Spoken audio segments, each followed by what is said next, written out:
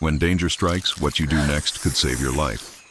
On this channel, we break down real scenarios and give you the tools to survive the unexpected. Subscribe to get out alive. Because knowing what to do might be the difference between life and death. When you're lost in the wild, your first thought might be food or shelter. But the real priority, the thing your body can't go long without, is water. Without food, the human body can survive for weeks. Without water, just 3 days, and sometimes less in hot, dry environments. But it's not just about staying alive. Dehydration wrecks your thinking. It blurs your vision, saps your energy, and clouds your judgment. In the wild, that can lead to poor decisions, injuries, or getting even more lost. That's why finding clean, safe drinking water is your most urgent mission. Even mild dehydration causes headaches, dizziness, and confusion. Severe dehydration can cause fainting, hallucinations, and organ failure. So how much do you need? Most people need at least 2 to 4 liters per day, depending on activity and climate. In hot weather or at high altitudes, your body loses water fast, through sweat, breath, and even talking. But here's the catch. Not all water is safe. You can find a stream and still get sick if you drink it untreated. Dirty water can be deadly. Giardia, E. coli, and parasites can turn a survival situation into a medical emergency. So the real survival challenge isn't just finding water, it's finding clean water or making it safe. This chapter lays the foundation. In the wild, your top priority isn't building a shelter or chasing animals, it's staying hydrated, safely. The good news is, nature provides more sources than you think. The next chapters will show you where to look, what to avoid, and how to purify what you find. For now, remember this. If you're not looking for water, you should be. Your brain, your muscles, your survival, all depend on it. When you're alone in the wild, finding water fast can mean the difference between rescue and real danger. The good news, water is everywhere, if you know where to look. Start by listening. Stop. Stay quiet. Sometimes the sound of a stream or small waterfall can lead you right to a water source. Animals can also guide you. Birds flying low at dawn or dusk often head toward water. Deer trails or fresh animal tracks often lead to drinking spots, especially if they converge and head downhill. Insects, especially mosquitoes and flies, usually cluster near water sources. If you see clouds of bugs, there may be water nearby. Just be cautious, since bugs also gather around swamps. Topography is key. Water always flows downhill, so follow slopes, valleys, or natural gullies. Look for green vegetation in otherwise dry areas. That's often a sign water is just beneath the surface or very close. Rock formations can be helpful too. Flat, smooth rock surfaces may collect rainwater in small pools. Check shaded areas where water evaporates slower. Tree clues. Trees like willows, cottonwoods, and alders often grow near underground water. Digging nearby might reveal damp soil you can use for a solar still. If you're in a forest, look under dense vegetation or fallen logs. Moss or ferns often indicate moisture. In the early morning, they may still be wet with dew. In deserts or dry climates, look for dry stream beds. Even if water isn't flowing, dig near the outside curve of bends. Sometimes water hides just beneath the surface. If it rains, collect water immediately. Use leaves, tarps, or even your clothing to catch and channel rain into containers. Don't waste energy roaming endlessly. Choose a methodical path downhill, pausing regularly to observe signs. Remember, the forest speaks. You just need to listen. Use nature's signs, and water will lead you to it. Finding water is essential, but drinking the wrong water can be deadly. In the wild, not all water is safe, even if it looks clean. Some sources are filled with bacteria, parasites, and chemicals that can cause severe illness or even death. Let's start with what to avoid. Stagnant water is your biggest enemy. If the water isn't moving, it's likely a breeding ground for bacteria, parasites, and insects. Ponds, puddles, and swampy areas may look drinkable, but they often contain Giardia, E. coli, or worse. If you see algae or a strange film on the surface, walk away. Next, Avoid water near dead animals or human waste. Contaminants can seep into nearby water and infect it.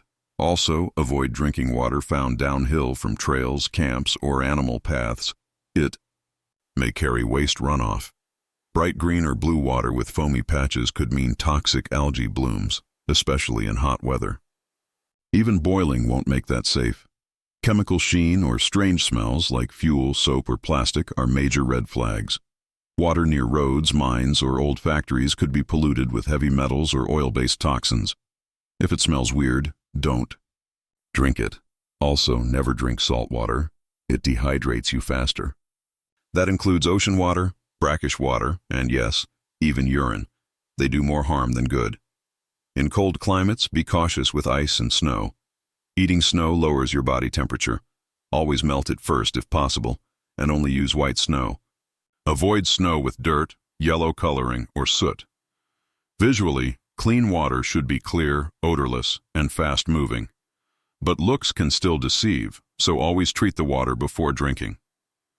In survival, it's not just about quenching your thirst, it's about protecting your body from invisible threats. Stay smart, stay cautious. In the wild, knowing what not to drink can save your life. Finding water in the wild is only half the battle. The real test is making it safe to drink. Even clear water can carry deadly bacteria, parasites, or viruses. That's why purification is a must in any survival situation. The gold standard? Boiling.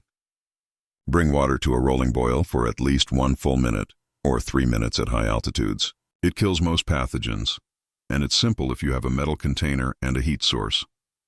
But what if you don't have a fire or pot? That's where natural filtration comes in.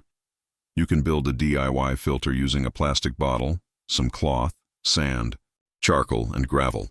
Layer it carefully, cloth at the bottom, then charcoal, sand, gravel, and pour the water through. It removes debris and some contaminants, though you'll still need to boil or disinfect afterward. Next, water purification. Tablets. These small, lightweight tablets use iodine or chlorine to kill pathogens in about 30 minutes. Just drop them in, shake the bottle, and wait. They don't remove dirt, but they make water safe. Another modern tool, UV purifiers. Compact, battery-powered. Devices use ultraviolet light to destroy microbes. They're fast and effective, but fragile and useless without power. If you're truly stuck, try the solar still. Dig a hole, place a container in the center, cover it with plastic, and weigh down the middle to form a drip point. As the sun heats the soil, clean vapor condenses and drips into the container. In emergency cases, even clear plastic bottles can purify water. Leave them in direct sunlight for 6+ hours. UV rays kill some pathogens, but this method is slow and less reliable. Remember, no single method is perfect. Boiling is best. Filtration removes debris. Chemicals and UV target the microbes. In survival, be flexible. Use what you have, because no matter how desperate you are, never drink untreated water. Taking the time to purify can mean the difference between survival and disaster. In a survival situation, finding water is critical, but so is conserving it. Every drop matters. Knowing how to collect and manage your water could be the key to staying alive. Let's start with collection. Rainwater is your best friend.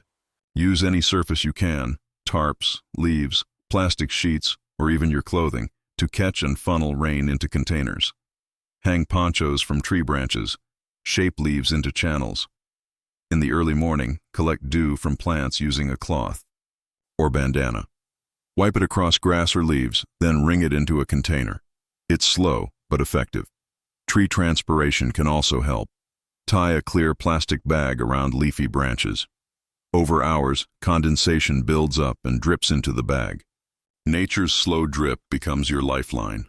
If you're near cliffs or rock formations, watch for rock seepage, tiny water streams leaking from cracks. Set a cup or container to catch every drop. Now, let's talk conservation. Avoid sweating. Yes, that's right. Sweating wastes water, so move slowly, stay in the shade, and rest during the heat of the day. Cover your skin with light, breathable fabric to reduce exposure. Rationing is risky. Instead of sipping all day, drink enough to stay hydrated when you find water. Sipping tiny amounts while dehydrated can lead to heat stroke. Use containers wisely. Seal them well, keep them in the shade, and always have a backup in case one breaks or leaks. Stay alert for unexpected sources. Cacti in deserts, bamboo in tropical areas, or even certain vines in rainforests may contain usable moisture, but know your local plants. Some may be toxic. And finally, don't waste purified water. Use leftover water for cleaning wounds, moistening food, or even soaking dry cloth to cool down. In survival, water is more valuable than gold. How you collect it, how you use it, and how you respect it could mean the difference between rescue and ruin.